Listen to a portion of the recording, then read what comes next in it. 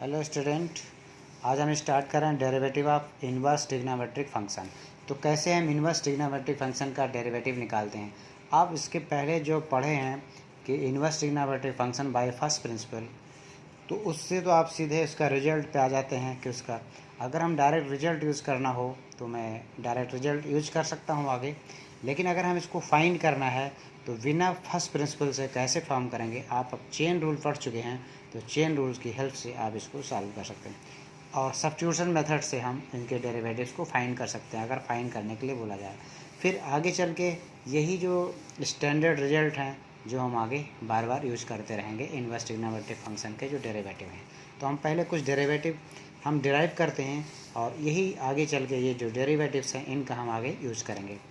तो sine inverse x, let x is equal to sine y ले लिया, क्योंकि अगर y is equal to sine inverse x है तो हमारे अगर इसको हम डेरिवेटिव निकालना है तो with respect to x differentiate करेंगे, डी वाई डी एक्स करेंगे तो इधर 1 आ जाएगा और इधर चेन रूल लगाना है। अब हमें देखिए ये साइन वाई लिखा हुआ है, हम थोड़ी देर के लिए इसको एक्स मान लेते हैं साइन एक्स, तो इसका डेरिवेटिव कॉस आ जाए तो कॉस वाई, लेकिन हम तो निकाल रहे हैं विद रिस्पेक्ट टू एक्स तो ये हमारा कॉस वाई बन रहा है। अगर हम पहले वाई के रिस्पेक्ट में करेंगे, क्योंकि चेन रूल क्या कहता है जिसके रिस्पेक्ट में कर रहे हैं उसके बीच में अगर कोई कंपोजिट है तो पहले उसके रिस्पेक्ट में करिए।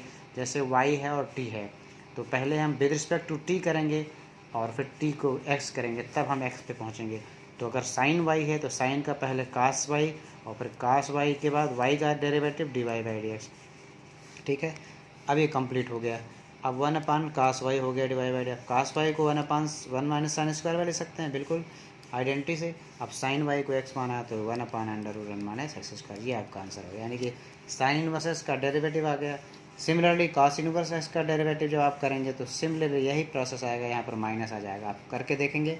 टेन इनवर्स एक्स के लिए टेन इनवर्स एक्स को y मान ला, X is equal to ten Y, तो 1 ये सेक स्क्वायर वाई हो गया। टेन वाई का क्या आएगा sec square y, into y का करेंगे तो डिवाइड बाई डी एक्स। अब डिवाइड बाई डी एक्स निकाल लिया, 1/सेक स्क्वायर है, इसका आइडेंटिटी 1 + tan स्क्वायर है। tan क्या होता है वो एक्स माना है तो ये आ गया tan इनवर्स स्क्वायर। तो इस तरह से sine inverse, cos inverse, tan inverse, cosec inverse, sec inverse, cot inverse के डेरिवेटिव निकाल सकते हैं इसी फार्मूले से बाय यूजिंग चेन रूल। तो चेन रूल बहुत ही इम्पोर्टेंट है और आप इसको पढ़ चुके हैं अच्छे से।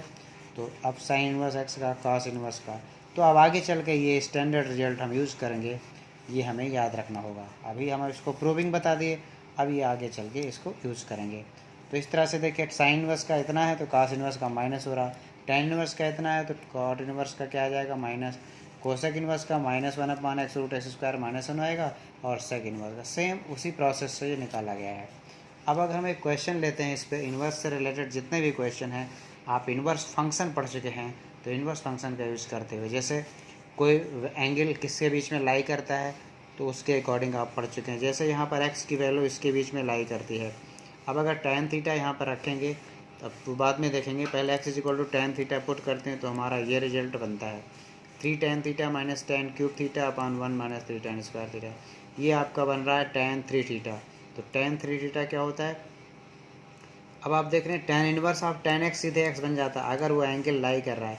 तो आप देखेंगे कि अगर x is equal to tan theta रखते हैं तो tan थीटा हमारा -π/6 से π/6 के बीच में लाई कर रहा है, यानी कि क्वाड्रेंट में लाई करेगा ना तभी तो होगा। तो ये tan theta x is equal to tan theta की वैल्यू -1/√3 और इसके बीच में है, यानी कि tan थीटा क्या आ रहा है, थीटा की वैल्यू -π/6 से +π/6, क्योंकि tan ये किसकी वैल्यू है, tan π/6 की वैल्यू है।